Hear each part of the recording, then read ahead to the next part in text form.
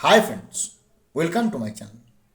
আগামী 29শে জানুয়ারি 2026 আমাদের কাছে গুরুত্বপূর্ণ।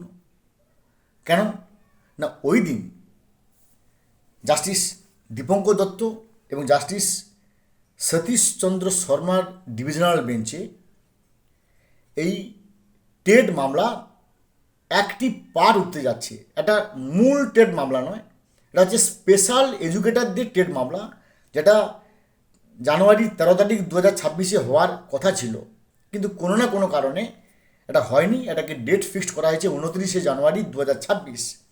এটা সম্পূর্ণ স্পেশাল এডুকেটরদের মামলা।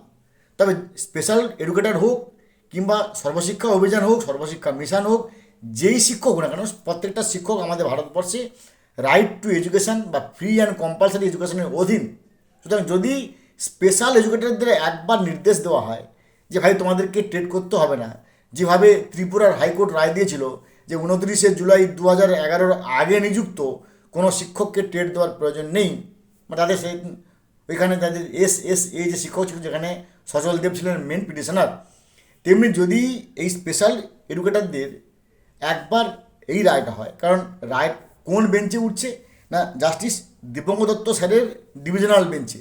ইনি সেই জাস্টিস, অর্থাৎ দীপঙ্কর বাবু সেই জাস্টিস যিনি 1 সেপ্টেম্বর 2025 রায় দিয়েছিলেন যে সমস্ত শিক্ষক শিক্ষিকাকে ক্লাস 8 পর্যন্ত পড়ান, তাদেরকে অবশ্যই টেট দিতে হবে, 5 বছর চাকরির বেশি আছে এমন। তাই 29শে জানুয়ারি 2026 উপর নির্ভর করবে যে ঘটনাটা কী ঘটছে বা এই টেট মামলাটা কোন দিকে যাচ্ছে। ভালো থাকুন, have a good day, thanks.